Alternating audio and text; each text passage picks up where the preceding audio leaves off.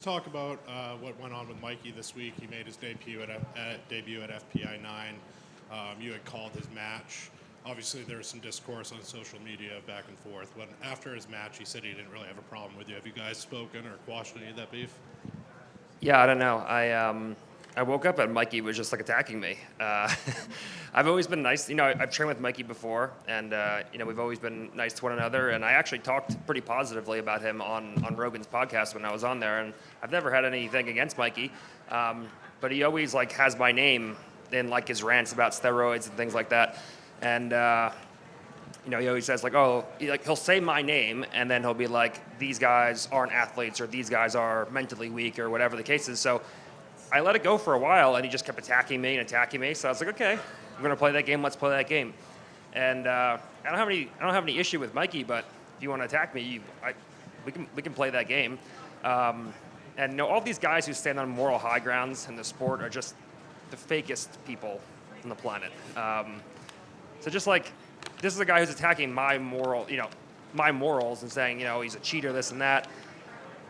This guy has been on 37 different jiu-jitsu teams. Like, he just takes what he wants from a team, and then when he has all the knowledge that he can get, he just leaves and goes to a different team. It's like, just shut up, dude. Just leave me alone and do your thing. Now that the UFC is getting more and more into professional grappling, what are your thoughts on cleaning up the sport as far as PEDs and drug testing as professional grappling gets more and more in the mainstream? Well, I think I'm pretty indifferent as to insofar as PEDs one way or the other. If a tournament wants to have them, great. If they don't want to have them, great. I think obviously the matches will be better. I think the athletes will be better athletes. The athletes will definitely be able to get paid more, because the better you perform, the better you look. These are all things that will lead to you being paid more as an athlete. People want to see the world's best athletes. So if I go out there and I'm 30 pounds overweight and I look like a slob or I'm not jacked, me and Andre, we both went out and we competed at ADCC, and we were both shredded. We looked like real athletes, and that's what people want to see.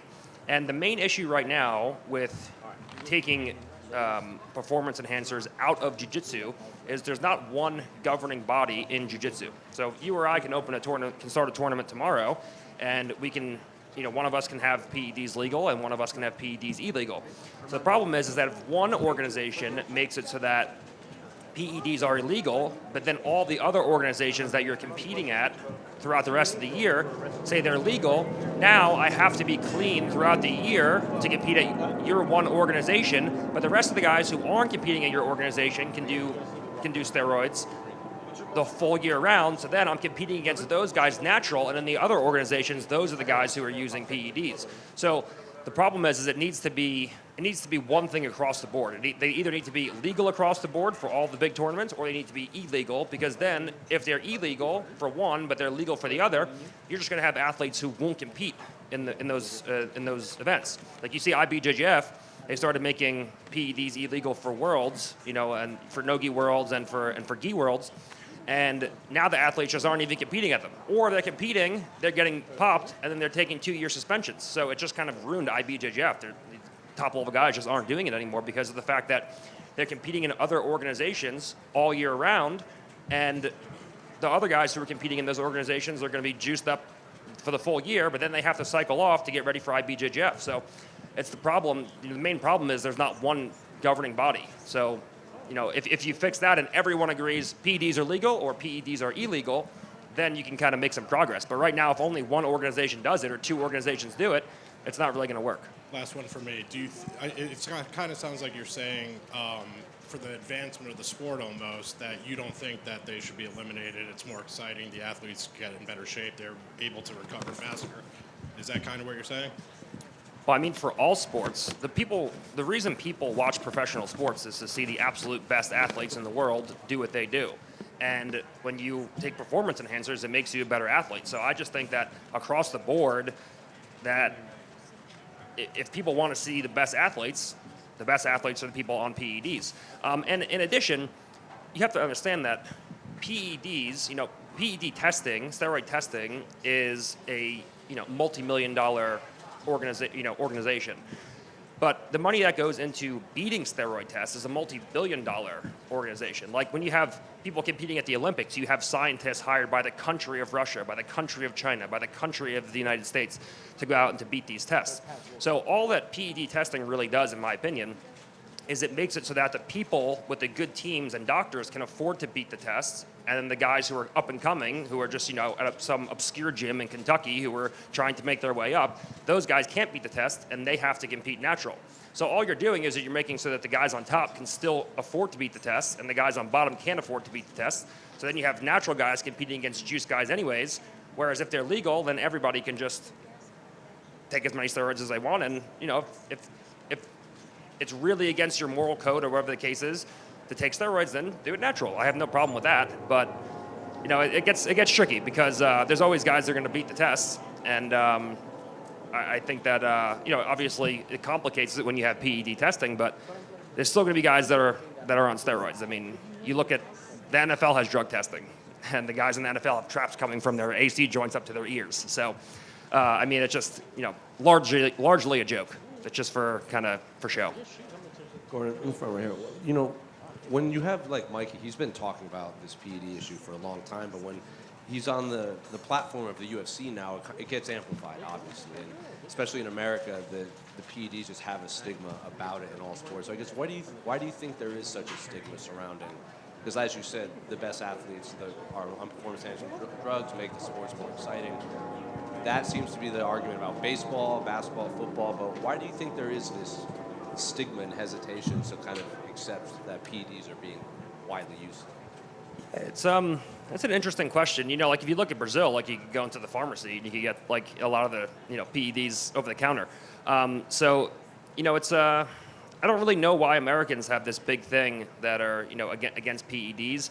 A lot of them consider it to be cheating, and in a lot of sports it is cheating. Like a lot of sports you aren't allowed to use them. Insofar as why Americans don't agree with the use of PEDs, I'm not really sure. Because when you look at Americans, they want to see athletes be the best athletes they can be, the lifespan of an athlete is relatively short. PEDs help improve that lifespan. You can compete longer, you can recover faster, and if you're competing until 30 or 35 years old, maybe you can squeeze an extra 2 or 3 years out of that, and you can give the fans what they want. You can keep competing for a longer amount of time, and make a little bit more money yourself for it. So I'm not really sure why Americans dislike the use of PEDs. It's versus relative to other countries. I'm not positive. And moving on from the PED talk, just where are we at in your own career? Because obviously we saw you at MSG with John Jones. I think you said you're not coming back for ADCC 2026, or am I misremembering that? Well, yeah, Kynan called me out.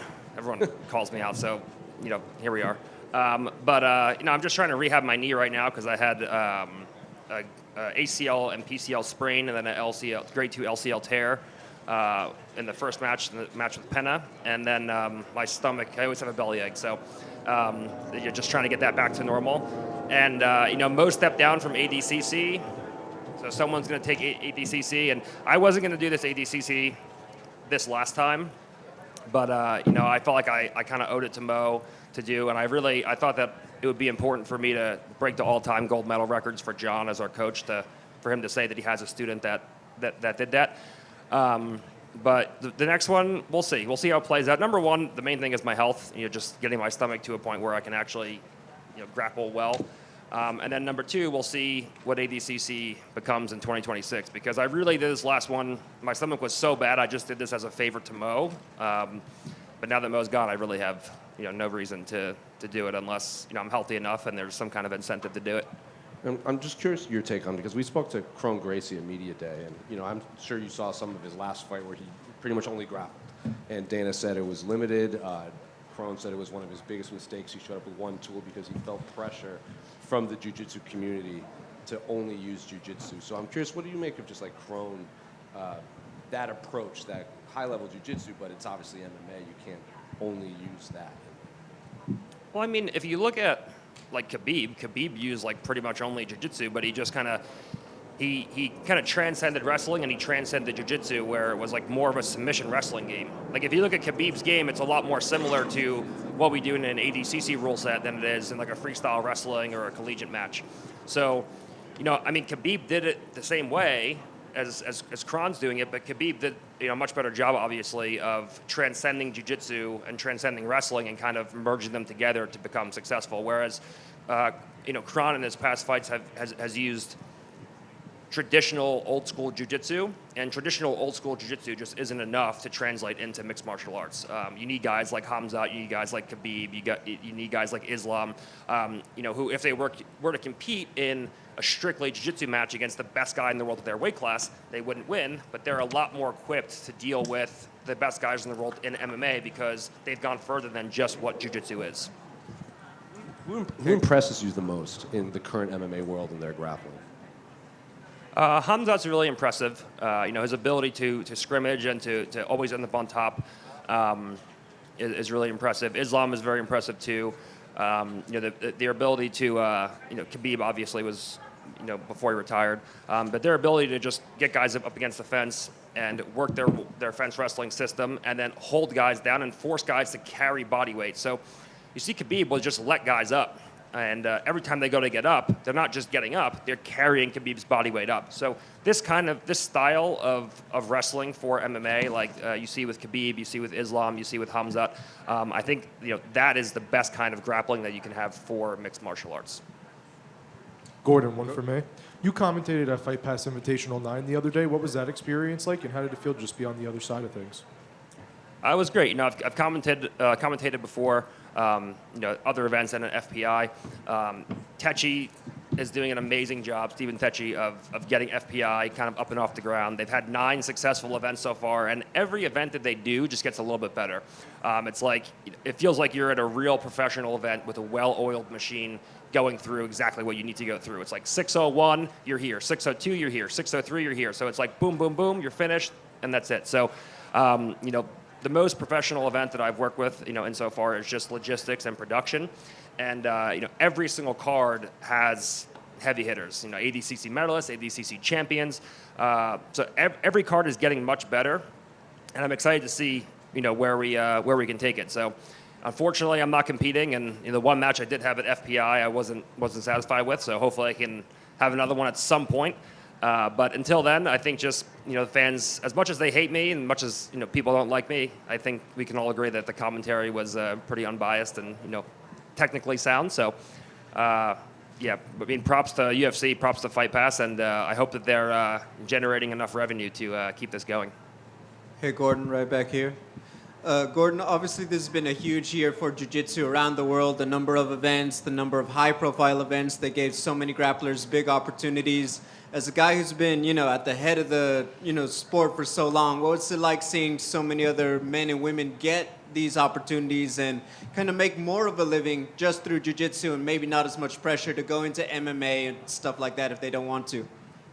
Well, it's great. I 5 years ago when I, first burst onto the scene, I said my whole thing is I want to take jiu-jitsu mainstream, which I don't think it quite is right now. I mean, T-Mobile was almost, the arena we are in right now was almost sold out for ADCC.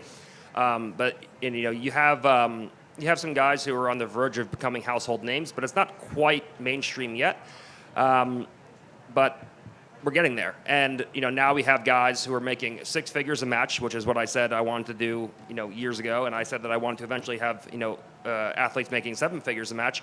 And I think that I'm the driving factor in, in that progression because, even if you just look at jiu-jitsu 10 years ago, it's nowhere near what it is now. ADCC was in high school gymnasiums, and we almost just sold out, had a pretty much sold out T-Mobile arena. So I think that we're on the right path, and we need more star athletes is the thing. And the problem with creating a star athlete is, can they keep winning?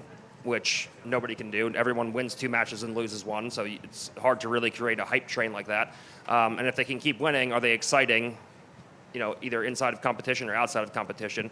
So there's a lot of things there's a lot of requirements to build a star. So it's hard to get a guy who's just keeps winning and is exciting.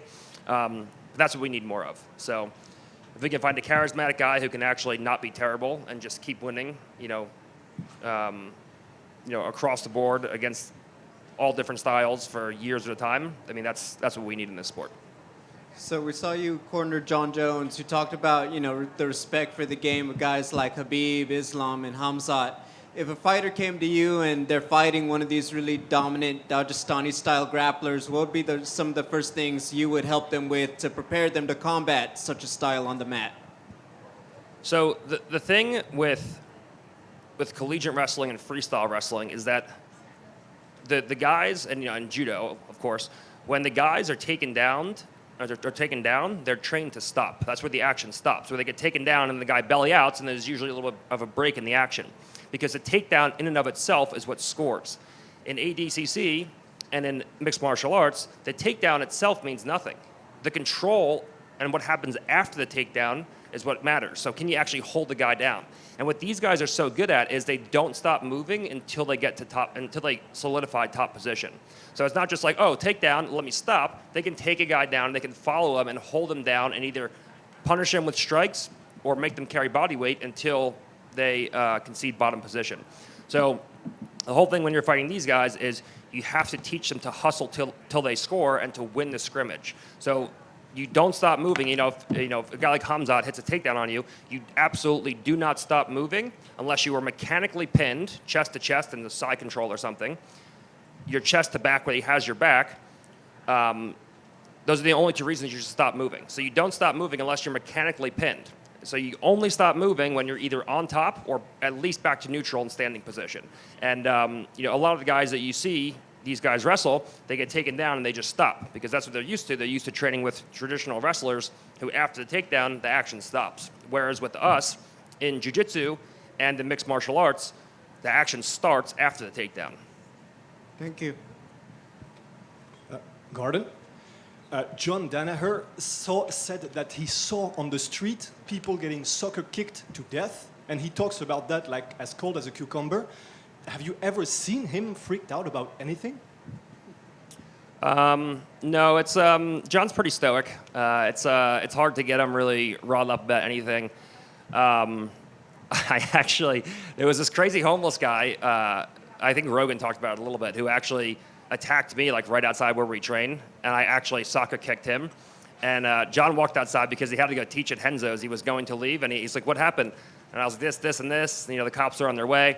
And John goes, "Okay, very good, buddy. I'll see you tomorrow." Like shakes my hand and like just gets in his car and leaves. So I've actually been involved in that exact scenario. And John was just like, "Okay, cool. Like, glad you used some of the stuff I taught you to defend yourself." So it's pretty hard to shake John up.